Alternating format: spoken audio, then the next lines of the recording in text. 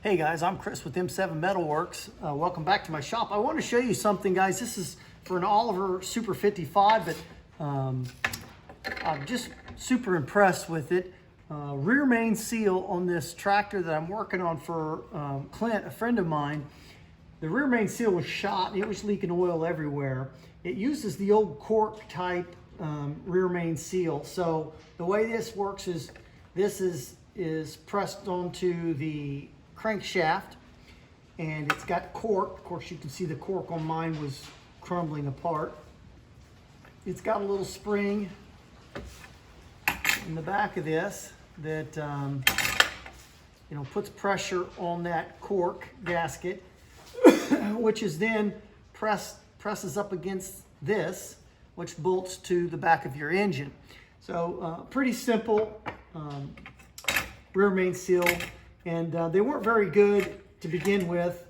I think even the new ones, the guys that, at least I've read, in a lot of cases where some of the guys have replaced their old rear main seal with a new rear main seal using the same system, a cork type gasket, it still leaks after a short period of time. And I really wanted to give us our best chance of not leaking from the engine. And so Korves Oliver offers this updated version. It's a conversion kit that you use for your rear main seal. But I want to show you how awesome this kit is, because I've been extremely impressed with the quality. First of all, the seal is a modern seal. So this seal now would seal on the shaft of the crankshaft on the end. So much better design for that. But check this out. I don't know if it's cast steel or cast iron. I'm not 100% sure. And I don't know how well it'll even show up on video. I've gotten it filthy. I'll clean all that up with some acetone. But that's just a heavy duty replacement to this thin pressed steel. Very, very impressive in my opinion, because they could have gone cheap on this, and it's not. And honestly, of course, the cost can change over time, but I can tell you, I bought mine for less than $100 shipped. So to me, that's an outstanding price for this type of quality. So now this seal will be pressed onto this. Okay, I'll use a little sealant to help lubricate it and to seal it. And then that'll bolt right to the, that'll slide onto the crankshaft, and then that'll bolt to the back of the engine. So there are a couple little things. It does put a little notice in there that some of the older engines had these dowel pins right here and here, whereas mine doesn't. It's a 1955 Super 55. I would have thought that if it were,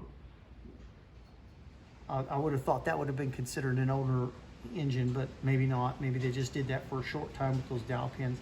So it does say to plug these up. So that's what I'm going to do right now. I'm going to plug mine up. You could do this a bunch of different ways.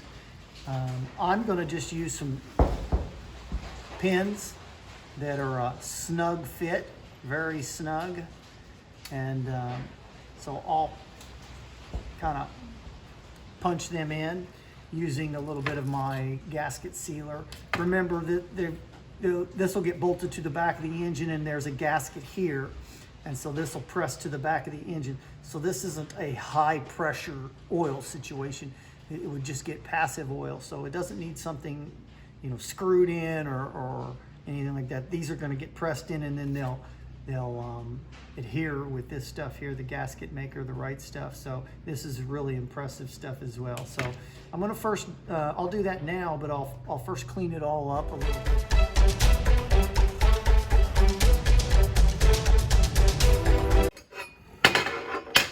So all I'm doing here is I'm just going to clean this with some acetone before I put my stuff in, before I press these little plates in. Getting any grease and oil off. Working in a dirty shop right now with all the oil and grease coming off of this tractor. It's hard to keep everything clean. kind of clean the insides of those.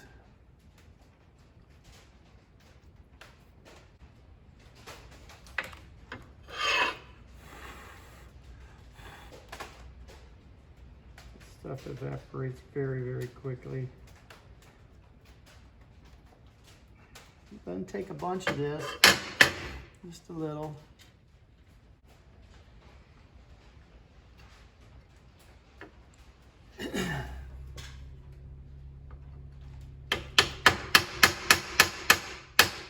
Oh yeah.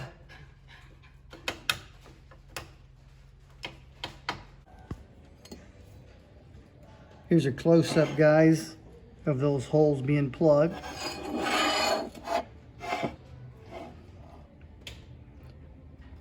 So again, lots of different ways you could plug this, even using copper or brass freeze plugs, pressing them in. For me, this was easy because I had it, but notice how the actual plug itself is recessed. So that's important. If you don't recognize it, we're at the back of the engine. And so right now we need to get the cork gasket off of there, and then we'll just clean up the surface of this rear main seal. I'm gonna move my light a little bit. So we'll have to clean this up. So you can see where the old seal would rest against that. Now we're not worried about our new seal resting against this. That's unimportant now. The new seal will actually get pressed in to that cast steel or cast iron housing that came with our kit. And then it'll go wherever it goes on this shaft here, on the crankshaft.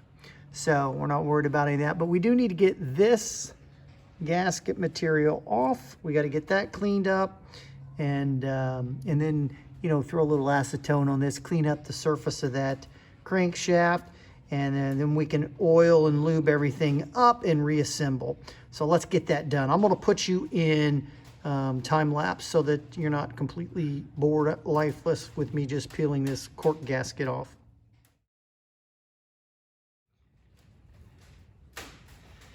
All right, guys, pause the time lapse for a second here. I'm going to put just a rag in here just to prevent myself from dropping a bunch of debris down into the oil pan.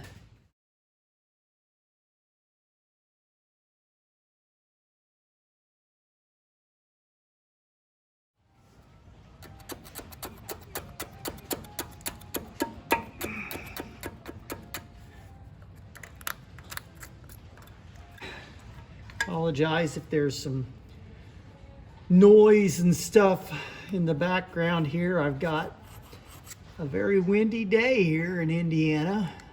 It's November, and it's beautiful and sunny, but it is very windy. Got some chisels and different tools to use, but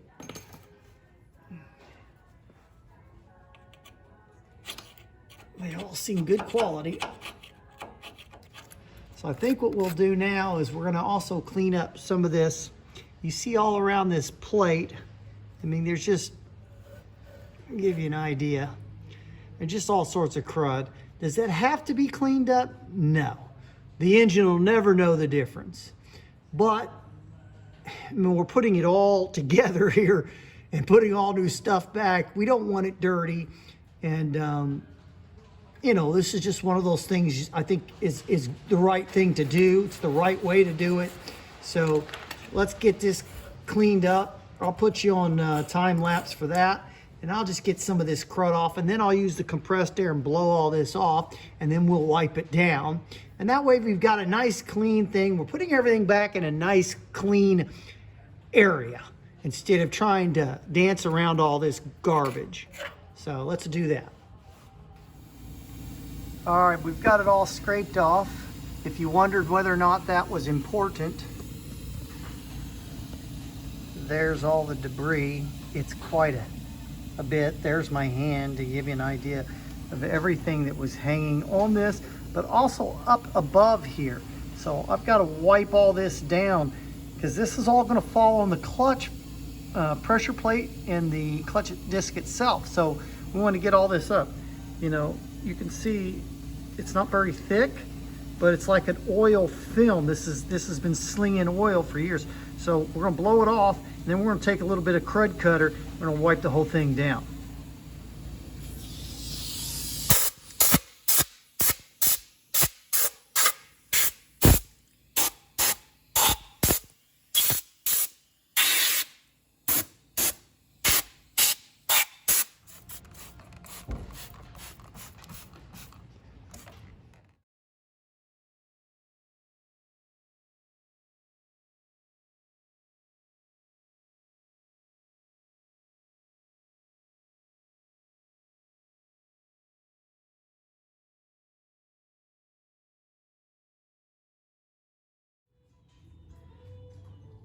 Okay guys, we've got a lot of this cleaned up and degreased, at least the heavy grease.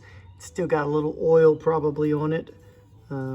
Actually, it feels pretty good. I see a little shine in some of these spots, but that may be my cleaner still slightly wet on some of it, but it looks better, I think, than the video shows right now, for sure. It's way cleaner than it was. Now, what we've got to do is we got to pay special attention on the top of this gasket. So I'm going to wipe that down with some acetone, and I'm going to wipe the sealing surface with some acetone, because we want to completely get this down to clean, dry metal, so that we can then put some gasket sealant on there, the right stuff, and then put our gasket, and then of course get our rear main seal put back on. We also are going to have to take some acetone and just clean this surface here up real good.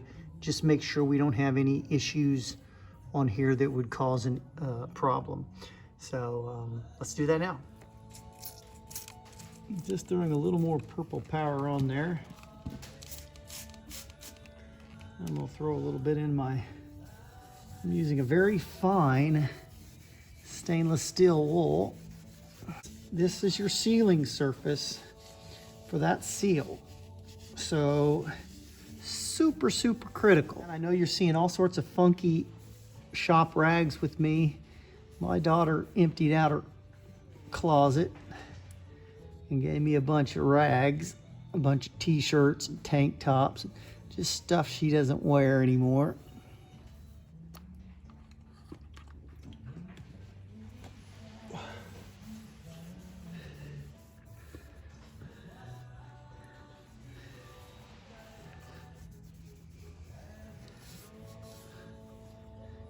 All right, I'm gonna do, so I'll do that until it comes out really clean. I think we'll flip it over. We'll push it in this way. So again, that's your oil side.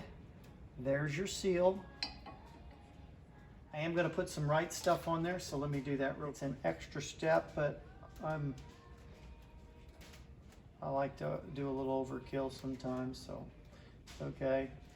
Guys will criticize me for it, I'm sure, at some point. Everybody's a critic, you know.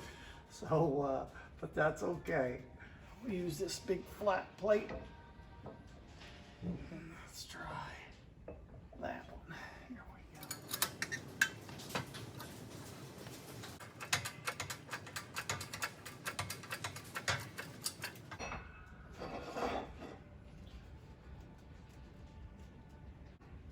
It's flush around the whole perimeter of it. Now that we've got it cleaned up, it's time to put the gasket on. So I'm going to put a little bit of sealant on here, and that'll just help the gasket kind of stick to it. Also, a suggestion I would make on if you do this conversion is to purchase some bolts that are just a bit longer. I think these are 3/4 inch, 5/16 by 18 by 3/4, and that will just, because the new flange is quite a bit thicker, because that's quite a bit thicker and it's just not stamped sheet metal like the other flange is. You really should have a little bit longer bolt to get a little bit better depth in your in putting that bolt in. So I'm sticking with grade 5, which is what all the whole tractor has on it, is grade 5, and just a little bit longer, like I said. So let's start that now. And I'm apologizing in advance. The lighting is going to be a little bit funky because I can't keep the light where it's at right now. I'm going to have to move it so I can get in here and move and actually work. I'm just going to smear a little on with my finger because I'm really only using this as an adhesive. That's really the main thing I'm using it for in this particular case. Here at the bottom, I am going to put a little bit extra down in that corner, and I'll do the same thing, of course, on the other side. Let's try that way. So there is a right and a left and a front and a back on this. So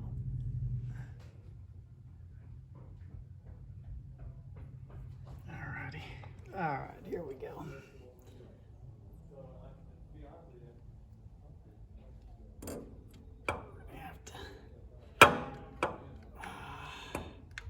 Do quite a bit with my fingers.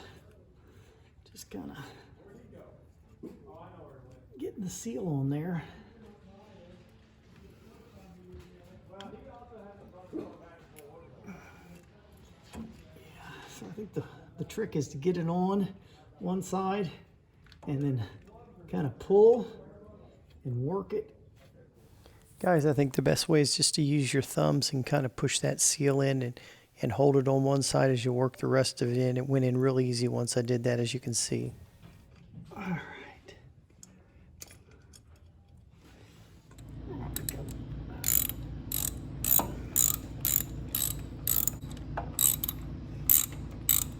I've put, of course, new bolts, but also lock washers are new. So that'll bite into this cast and help those things not want to get loose on me like they were.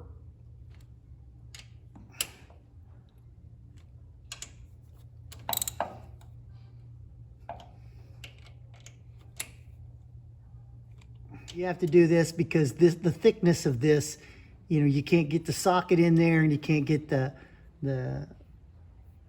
closed part of the box wrench in there. So you just have to use the open end wrench and tighten that bad boy up.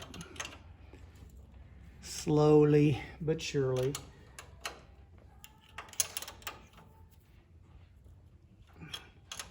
And then also don't forget your 2 bolts here. They'll pull this pan up into this. Matter of fact, let me get those 2 started. You replace those lock washers, which is usually a good idea. It's not absolutely necessary on everything, but not a bad idea if you don't want it loosening up on you.